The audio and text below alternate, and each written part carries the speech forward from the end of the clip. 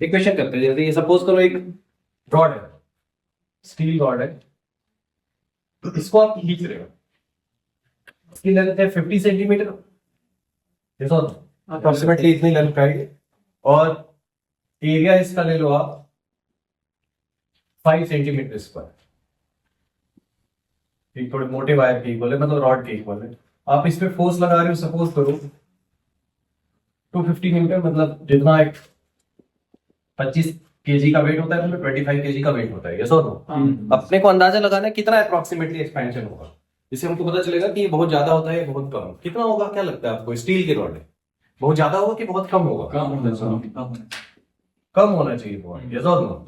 तो हमेशा एक आपके पास आइडिया होना चाहिए, ताकि आप क्वेश्चन में रॉन्ग भी करो ना तो आपको समझ में आए कि नहीं रॉन्ग सॉल्व हो रहा है, यस और नो।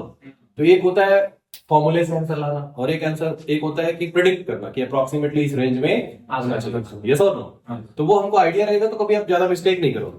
तो यंग्स मॉडुलस ऑफ स्टील इसमें गिवन है, Young's modulus of steel 2 × 10⁻11 newton per metre square. ये आपको याद नहीं रखना, क्वेश्चन में गिवन होगा।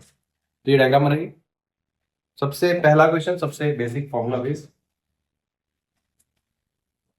Find elongation in the rod, find elongation in the rod, force upon area equal to Young's modulus del L upon L, yes or no? Yes, sir. Stress is proportional to strain. Stress कितना है? 250 Newton का force लग रहा है। Area कितना है? 5 × 10⁻⁴, क्योंकि ये सेंटीमीटर स्क्वायर है, इसमें कन्वर्ट करना है मीटर स्क्वायर। ये 2 × 10⁻11।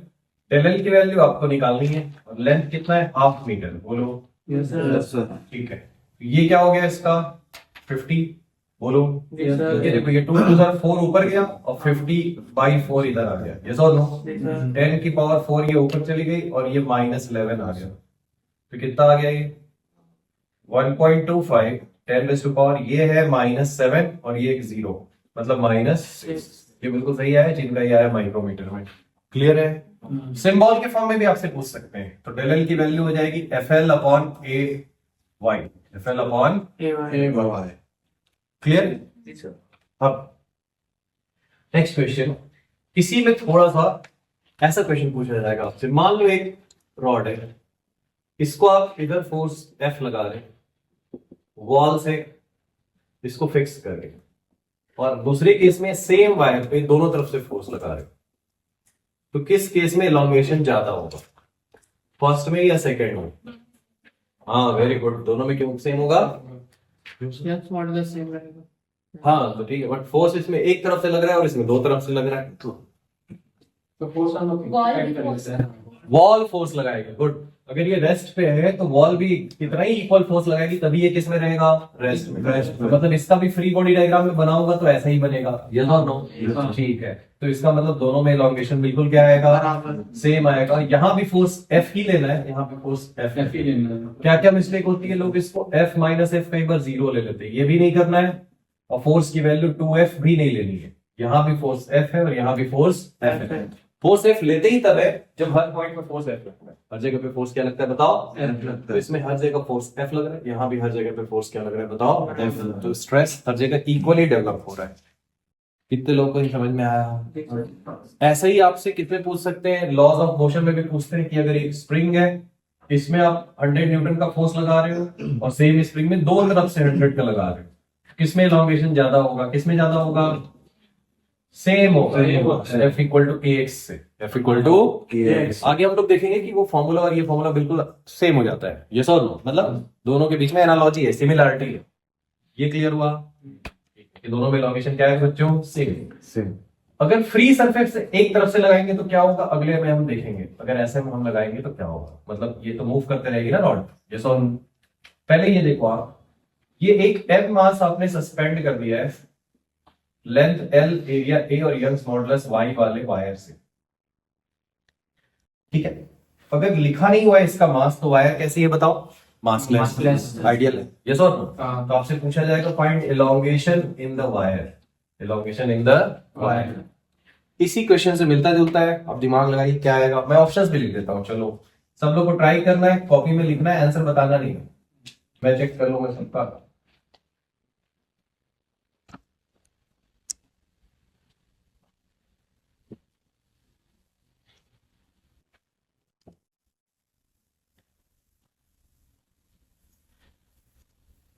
Find elongation in the wire.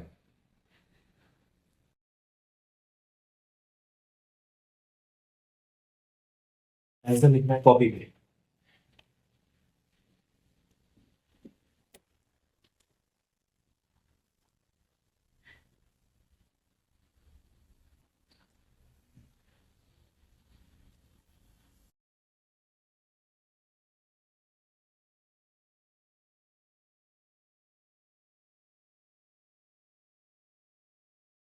इसका आ जाएगा, जस्ट रेज योर हैंड. आ गया? हाँ, वेरी गुड. हाँ, करेक्ट, वेरी गुड. ये वाला केस आप पहले लिख लेना कि दोनों में लेंथ सेम होती है, elongation. फिर ये लिखो क्वेश्चन, फाइंड elongation. आया बेटा? Very good. ठीक है, ये फॉर्मूला लगा बेटा, यही वाला. हाँ, FL अपॉन AY. और मैंने बोला ये रटना नहीं है, क्वेश्चन करते करते याद हो जाएगा. लगाया तो हमने यही है, हुक्स लॉ. क्या लगाया बच्चों? Hooke's law. तो इसमें कितना फोर्स लग रहा है वायर में? फोर्स की जगह कौन सा फोर्स लग रहा है? mg. That's all. ये तो ज्यादा सॉल्व करने की जरूरत नहीं, देख के भी आप बता दोगे कि क्या आएगा. mg L upon AY. क्योंकि फोर्स हर जगह पे कितना फोर्स लग रहा है? mg. कितना लग रहा है? mg. सेम लग रहा है. कितना क्लियर है ये फॉर्मूला? किस टॉपिक है? आगे देखो, आगे लिखना elongation due to own weight. elongation due to own weight. What does it? elongation due to own weight. छोटा सा पॉइंट है. अब एक रॉड है ऐसे,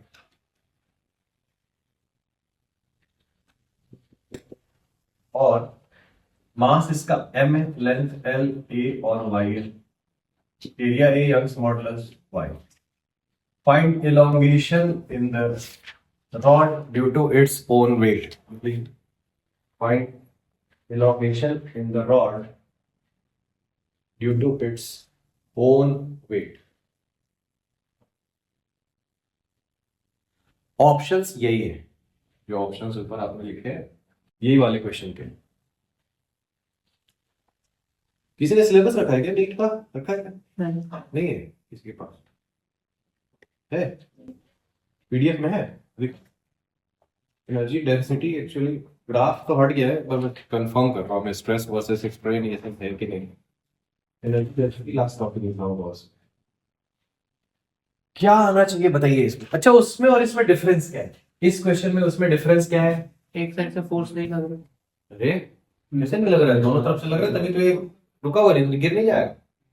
दोनों तरफ से फोर्स यहाँ भी लग रहा है, वहां भी लग रहा है. डिफरेंस क्या है? उसमें मास है उसका. हाँ, उसका मास है और यहाँ मास नहीं है. मास नहीं है, तो हर जगह यहाँ फोर्स सेम लग रहा था. बोलो. हाँ. वहां सेम नहीं लग रहा है. कहाँ ज्यादा फोर्स लगेगा, ऊपर या नीचे? बताओ. फिजिक्स में एक इमेजिनेशन करने का एक टेक्निक होता है, नहीं समझ में आया ना तो खुद रॉड बन जाओगे, ऐसे लटक जाओगे. हाथ में यहाँ हाथ में लगेगा, यहाँ नहीं समझना. ऊपर लगेगा. इसका भी फीलिंग है. समझो, फिजिक्स में समझना पड़ता है. रॉड का, ब्लॉक का, जहां ब्लॉक नहीं आए खुद ब्लॉक बन जाओ, खुद स्लाइड हो जाओ, खुद दो ब्लॉक के बीच में दब जाओ, फ्लूइड में खुद घुल जाओ, खुद पानी बन जाओ. इमेजिन, सब हो जाएगा अपने आप. हाँ, क्या करो बता रहा हूं. तो इसका मतलब इसमें पक्का ऊपर टेंशन है ज्यादा, नीचे टेंशन क्या है बताओ? कम. अब यहां फोर्स की वैल्यू है, पूरा वेट लग रहा है mg, यहां लग रहा है 0. आपके पैर में कोई टेंशन नहीं होगा, शूज में कोई टेंशन लगता है क्या? ऐसे यस और नहीं लगेगा. कहां लगेगा? हाथ में. बोलो. यहाँ फोर्स 0 और यहाँ mg.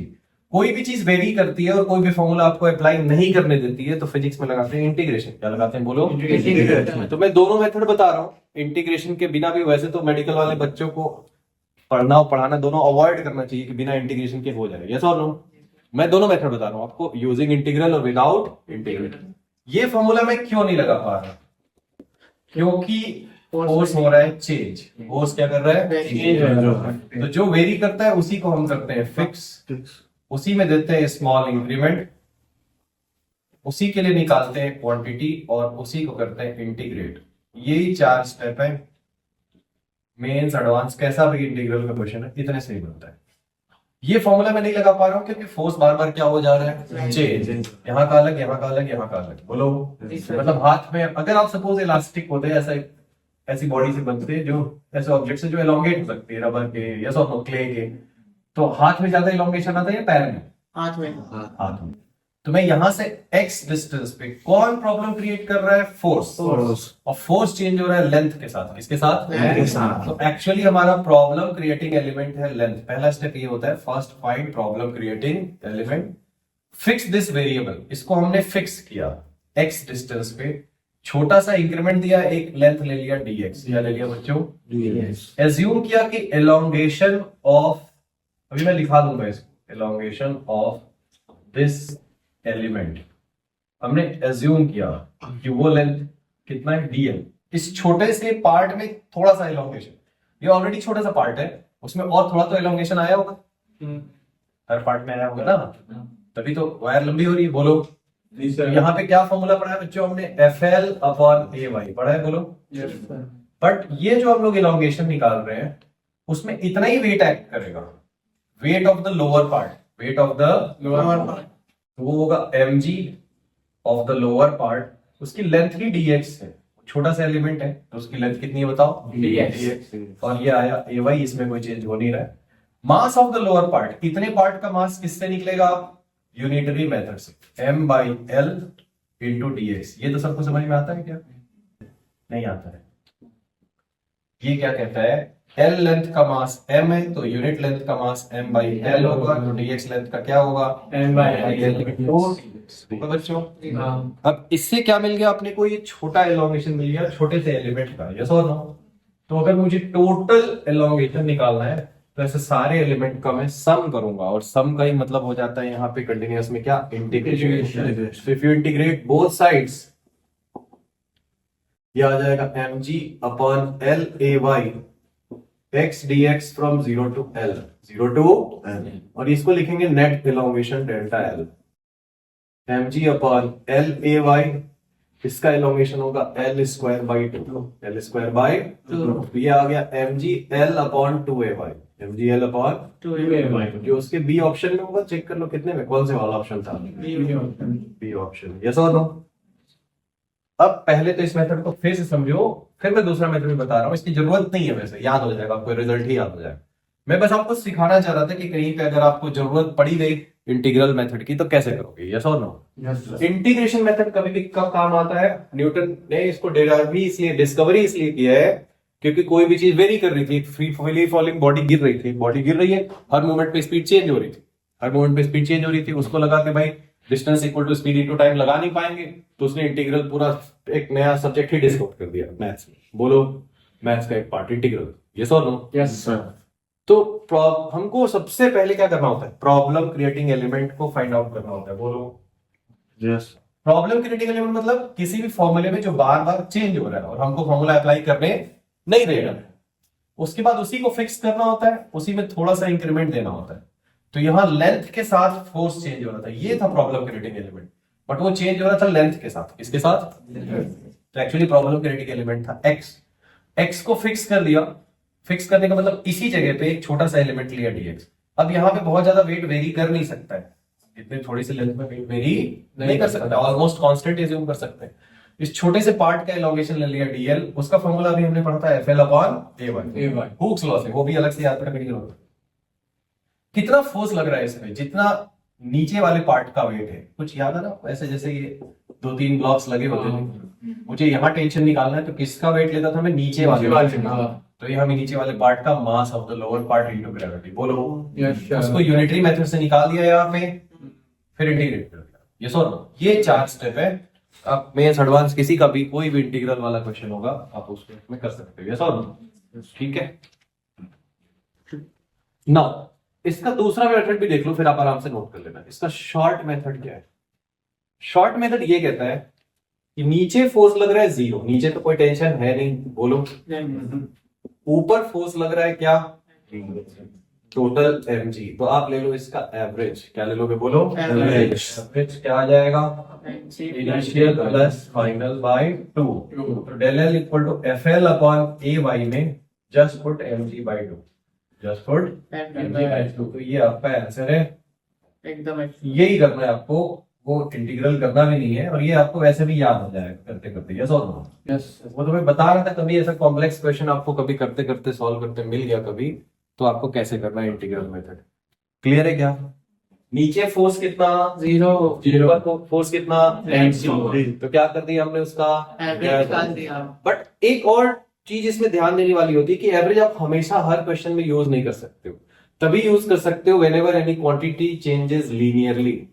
तो ये जो लेंथ है ना वो x के साथ लीनियरली चेंज हो रही थी। यस और नो? ठीक है। m/l इंटू dx नहीं है बेटा, dm निकालना है ना यहाँ पे। m/l इंटू x है ना नीचे वाले पार्ट का, बोलो। Yes sir. m/l into dx, g dx, इसको इंटीग्रेट कर दी। यस और नो? हाँ यहाँ पे dx नहीं है, x कितने पार्ट का मास है, बोलो। सर। अब ये चीज आपको दिख रही है कि x के साथ लीनियरली वेरी कर रही है, मतलब प्रोपोर्शनल टू फर्स्ट पावर है, पावर 1 के प्रोपोर्शनल। अगर ये पावर 2 के प्रोपोर्शनल होती या इनवर्सली प्रोपोर्शनल होती तो एवरेज का कॉन्सेप्ट यहाँ काम नहीं आता, इनिशियल प्लस फाइनल बाय 2 काम नहीं आता। कितने लोग समझ में आ रहा है? ठीक है, आराम से देख लो कि ये एवरेज का कॉन्सेप्ट 1 2 3 4 अप टू 10 अगर आपको निकालना है तो इसका एवरेज या तो मैं सबको 55 ऐड कर दूं और 10 से डिवाइड कर दूं, बोलो। सबका सम कर दिया और 10 से डिवाइड, एवरेज मिल जाएगा, बोलो। या तो एक तरीका है इनिशियल प्लस फाइनल बाय 2, वो क्या आएगा 5.5। You get the same value only if they are changing linearly. सब में कैसा चेंज आ रहा है, बोलो?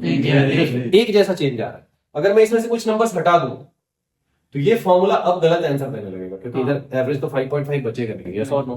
बट वो वाला फॉर्मूला अभी भी 5.5 ही बताएगा। क्या बताएगा? तो इनिशियल प्लस फाइनल बाय 2 सिर्फ तभी आप लगा सकते हो जब कोई चीज कैसे वेरी कर रही है, लीनियरली वेरी कर रही है। क्या वेरी कर रही है, बोलो? कितने लोगों समझ में आ रहा है? नोट कर लीजिए। तो दो मेथड है, आपको ये बस सिखाने के लिए किया है मैंने, करना आपको उससे सीधा कि हाफ हो जाएगा भाई, 2ay हो जाएगा। mgl अपॉन ay की जगह क्या हो जाएगा, 2ay। कोई भी चैप्टर आप स्टार्ट करते हो ना, शुरू के 2-3 पेजेस छोड़ दिया करो। देखो एक चीज समझो, या तो इसी के नीचे 5 क्वेश्चन बना दिया करो, जैसे ये क्वेश्चन लिखा है ना, इसके साइड में कहीं पे बना दो। ये याद हो या ना हो, कल को आप इसको भूल सकते हो दोनों मेथड को। अगर आपने इसमें 2-4 छोटे क्वेश्चन बना दिए तो कभी नहीं बोलोगे आप। पहला ये क्वेश्चन लिखो, साइड में लिखो कि इसमें क्या अप्रोच होनी चाहिए, पहली बात थॉट प्रोसेस क्या होनी चाहिए। यस और नो? जी सर। उससे पहले लिखो इसके शॉर्ट मेथड क्या है इसका, आंसर में लिखो टेकिंग एवरेज। क्या लिखना पड़ेगा? Taking average. बस इतना लिखो, what is the short method for this question, taking average. What is the long method using integration. Yes और नो? ये आप भले भूल जाओ, ये छोटे क्वेश्चन कभी नहीं बोलोगे। यस और नो? उसको पढ़ने में आपको 5-10 सेकंड लगेगा और पूरे चैप्टर में ऐसे कितने क्वेश्चन बन जाएंगे, 50-100 क्वेश्चन बन जाएंगे, बोलो। लेकिन वो छोटे क्वेश्चन आप कभी नहीं बोलोगे, ये चैप्टर आप बार बार भूल सकते हो। यस और नो? Yes sir. वो आपको अगर क्लियर है तो ऐसा नया क्वेश्चन भी आपको दे दिया है तो बना लोगे। तो क्वेश्चंस बेसिकली ये होने चाहिए आपको। इसमें अप्रोच क्या होनी चाहिए, इसका शॉर्ट मेथड क्या है, एवरेज। लॉन्ग मेथड क्या है, इंटीग्रेशन। एवरेज क्यों यूज कर सकते हैं, क्योंकि इलोगेशन एक्स के साथ क्या हो रहा है, लीनियरली चेंज हो रहा है, या तो फोर्स लीनियरली चेंज हो रहा है। ये फोर्स है ना इतना, तो इसलिए हम फोर्स का एवरेज ले सकते हैं। यस और नो? फिर उसके बाद इस क्वेश्चन में कुछ नहीं रखेगा, आप कभी भी इसको पढ़ोगे, 10 साल बाद भी पढ़ोगे, आपको दिया जाएगा 10-15 मिनट पूरा चैप्टर खत्म करोगे। तो क्वेश्चंस वही बनाओ आप, बाकी तो ये सब हर बुक में लिखा रहता है। दुनिया का कहीं का भी नोट्स उठाओगे, नीट्स का, मेंस का, लेक्चर उठाओगे, ये हर जगह वही मिलेगा आपको। यस और नो? छोटे क्वेश्चन बताओ, एकदम क्लैरिटी होना चाहिए इस केस में यही क्यों लगाना है। यस और नो? यस। वो छोटे क्वेश्चन बहुत जल्दी याद भी होते हैं और क्लैरिटी भी देते हैं आपको। तो जहां बोर लगे ना उसको ऐसे ही कन्वर्ट करो, छोटे छोटे 5 क्वेश्चन बना लो, कैसा भी क्वेश्चन मिल जाए। अब देखो एक और क्वेश्चन होता है, थोड़ा सा वो एडवांस लेवल है, तो उसका मैं सीधे आपको रिजल्ट याद करा दे रहा हूं। अभी देखो क्या हुआ, एक वायर थी और उससे ब्लॉक सस्पेंड था, बोलो। तो हर जगह वेट mg लग रहा था, तो यहाँ एलोंगेशन आया mgl अपॉन ay आया ना जब इसका खुद का वेट लग गया तो क्या हो गया, बोलो। तो mg/2 2ay थोड़ा कम हो गया क्योंकि हर जगह वेट इक्वल नहीं लगे हुए, यहाँ नीचे कम लग रहा है, ऊपर ज्यादा लग रहा है। एक इसका नेक्स्ट क्वेश्चन होता है कि इसको मैंने ऐसा रख के यहाँ घुमा दिया है, हाँ M L omega A Y इसके पैरामीटर से ये मास एल लेंथ ये इसकी डायमेंशन से लेंथ एरिया ये माइनस बोलो इसमें कितना एलोंगेशन आएगा। तो आप याद रखना इसमें आता है F L upon 3 a y क्या है बोलो 3 अब ये फोर्स तो हर जगह वेरी कर रहा है ये फोर्स कौन सा वाला है एम ओमेगा स्क्वायर आर वाला है इसको हम लोग क्या फोर्स बोलते थे सेंट्रीपिटल फोर्स बोलते थे सेंट्रीपिटल या सेंट्रीफ्यूगल या तो ये लर्न करने का ट्रिक है दिस इज योर आंसर।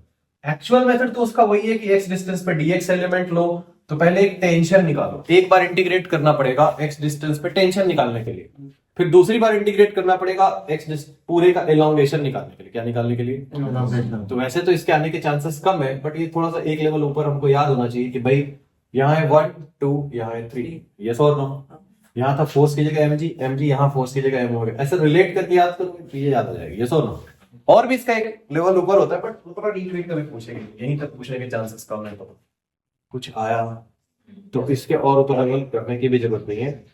और कुछ क्वेश्चंस जो अभी हम लोग करेंगे या आपके नीट में आते हैं कैसे आते हैं आपसे पूछा जाएगा एक रॉड में एक फोर्स लगाने से एलोंगेशन आ रहा था डेल अब मैंने उस रॉड का लेंथ डबल कर दिया और रेडियस को हाफ कर दिया रेडियस को क्या कर दिया बोलो को हाफ तो एलोंगेशन कितने टाइम हो जाएगा बताइए 9 8 टाइम्स लेंथ डबल ये पाई आर स्क्वायर है ना अच्छा 4 हो जाएगा 1/4 होगा ऊपर जाके क्या हो जाएगा 8 ऐसा वाला बनता है इसमें कोई फिजिक्स नहीं होता है फिजिक्स यही खत्म ये हाफ करो डबल करो जिनसे डायरेक्ट नहीं बनता उनका एक और तरीका है del L1 upon del L2 equal to L1 upon L2 into A2 upon A1 फिर लोग क्लियर है जी सर तो फिर इसको हम लोग क्या लिख देते हैं बच्चों पाई R2 square upon pi R1 square ये कैंसिल हो जाता है ऐसा आंसर आ जाएगा ठीक है इसको L1 इसको 2L1 रख दोगे इसको R1/2 रख दोगे आया समझ में ऐसे करोगे सॉल्व होता है ठीक है ये तो बन जाते हैं कितने टाइम्स वाले क्वेश्चन बन जाते हैं सर तो 8 टाइम्स आएगा ये चाहो तो आप नोट कर सकते हो ये नेक्स्ट टाइप का क्वेश्चन है अब आप हर टाइप का क्वेश्चन इसमें बना सकते हो यंग्स मॉडुलस पे बेस्ड ठीक है मॉडुलस ऑफ रिजिडिटी पे बेस्ड क्वेश्चन कैसा होगा उसमें जो एलोंगेशन है ना उसकी जगह क्या पूछ सकते हैं आपसे लेटरल डिस्प्लेसमेंट क्या पूछ सकते हैं बच्चों लेटरल डिस्प्लेसमेंट बस वैसे ही formula del L upon L की जगह क्या आ जाता है डेल एक्स अपॉन एच एक मैं क्वेश्चन आपको करा रहा हूं बल्क मॉडुलस का वो हाईली इंपॉर्टेंट है बार बार आता रहता है आ भी चुका है आगे भी आता रहेगा ये फ्लूइड इसके अंदर बीटा बल्क मॉडुलस की एक बॉल और एक पिस्टन है दिस इज मासलेस पिस्टन और इसका एरिया ए है तो जैसे इस मास को ऊपर से पुट करोगे पहले पिस्टन के ऊपर कुछ भी नहीं था अब उसके ऊपर इसको पुट कर दिया तो क्या होगा ये कंप्रेस होगी बॉल या और एक्सपैंड करेगी कंप्रेस होगा सर कंप्रेस होगा क्या होगा कंप्रेसिव फोर्स लगेगा यस और नो तो लिख लो आप उसका मैं सॉल्यूशन बता रहा हूँ अभी थोड़ी देर में राइट डाउन और आपको पता है कि बहुत थोड़ा ही कंप्रेस होगा ऐसा तो नहीं कि बहुत छोटा हो जाएगा बोलो स्मॉल चेंज आएगा बहुत अभी आपने लेंथ का चेंज निकाल के देखा माइक्रोमीटर में आ रहा था किसमें आ रहा था माइक्रोमीटर ये सारे चेंजेस हम लोग स्मॉल एरिया में कर सकते हैं यस और no yes sir so write down find the fractional change in find the fractional change in volume of the ball find the fractional change in volume of the ball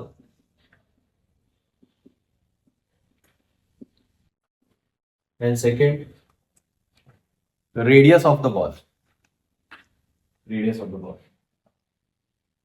मतलब you have to find fractional change in volume of the ball and then in radius of the ball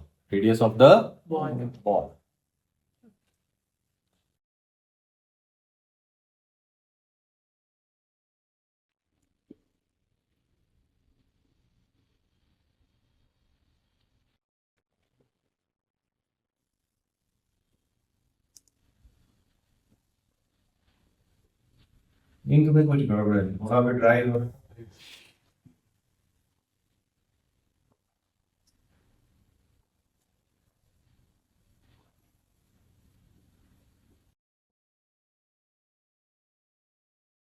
चलो देखते हैं। अब देखो change in volume का मतलब तो ये पक्का लेंथ वेंथ तो है नहीं, तो इसका मतलब कौन सा वाला मॉड्यूलस इसमें लगना चाहिए, यंग्स मॉड्यूलस, रिजिडिटी या बल्क मॉड्यूलस? बल्क मॉड्यूलस, इतना तो क्लियर है, यस और नो? अब हम लोग लिखेंगे बल्क मॉड्यूलस के लिए force upon area, bulk modulus del V by V, but इसको हम लोग चेंज इन प्रेशर लिख देते थे। क्या लिख देते थे बच्चों? लिखते थे ना ऐसा, और यहाँ एक माइनस लगा देते थे। क्यों लगाते थे, कई बार डिस्कस हुआ है, बताओ। क्योंकि प्रेशर बढ़ेगा, वॉल्यूम कम होगा। Very good. तो डेल्टा वी बाई वी मुझे निकालना है, तो वो हो जाएगा change in pressure upon bulk modulus, होगा बच्चों? तो बस डिवाइड कर दिया, ठीक है। अब प्रेशर क्या होगा, पास्कल्स लॉ क्या कहता है फ्लूइड में, कि जितना प्रेशर आप ऊपर से लगा रहे हो ना, जितना भी आप प्रेशर बढ़ाते हो फ्लूइड में इक्वली डिस्ट्रीब्यूट होता है। हर जगह प्रेशर सेम नहीं है, ऊपर प्रेशर कम है, नीचे क्या है, अच्छा ऊपर तक पूरा फ्लूइड है ना, हर जगह क्या है बताओ, प्रेशर सेम नहीं है, नीचे आते आते प्रेशर क्या हो रहा है, बढ़ रहा है। But Pascal's law is all about the change in pressure. जितना प्रेशर का चेंज आप ऊपर करोगे, मतलब जितना प्रेशर यहां बढ़ाओगे 2 पास्कल यहां बढ़ाओगे, तो हर जगह 2 पास्कल बढ़ जाएगा। बोलो तो इसका मतलब हर तरफ से इसमें जो प्रेशर लग रहा है वो कितना लग रहा है, फोर्स अपॉन एरिया। ये फोर्स कितना लग रहा है, mg लग रहा है बच्चों। कितने एरिया के पिस्टन पे, ए पे। तो आंसर तो ये वन लाइन का ही आता है, mg upon A beta, minus ये बता रहा है that volume is decreasing, volume is decreasing, ठीक है। तो आंसर तो ये होना चाहिए। मैग्नीट्यूड में वैसे बेसिकली ऑप्शंस गिवन होते हैं, माइनस लगा के नहीं गिवन होते एक्चुअली, आंसर है क्योंकि वॉल्यूम कम होगा। वॉल्यूम क्या होगा बोलो, कम होगा। फिर से देखो, मान लो किसी को कुछ याद नहीं है फॉर्मूला, बस उसको याद रखना है, stress is proportional to strain, proportionality constant beta, ये मुझे निकालना है, डेल्टा वी बाई वी, इससे मैं डिवाइड कर दूंगा, फोर्स अपॉन एरिया होता है प्रेशर। बोलो ठीक। हुक्स लॉ के अलावा फोर्स अपॉन एरिया बच्चे को भी पता है, कितना प्रेशर आएगा वो सोचना है कि हर जगह क्या लगेगा, mg अपॉन एरिया। कितना लगेगा बोलो, फोर्स अपॉन एरिया, एरिया नीचे आएगा, it will be mg upon A beta, mg upon A beta, A भी ऐसा भी लिखा रहता है। अब फ्रैक्शनल चेंज इन रेडियस निकालते समय क्या मिस्टेक होती है, पहले आप इसको नोट करो, उसको रिलेट करके देखो तो थोड़ा, फ्रैक्शनल चेंज इन रेडियस इससे क्या आ रहा है, ठीक है। रेडियस के लिए मैं ऑप्शंस लिख देता हूं, mg upon 3a beta, 3mg upon a beta, 4/3 mg upon a beta, 3/4 mg upon a beta.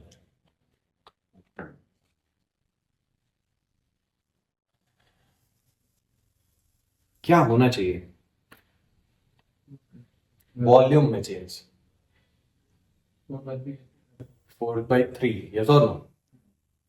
सी नहीं आया, और क्या आना चाहिए, सी नहीं है तो क्या आना चाहिए, सी नहीं है तो सी ही आना चाहिए।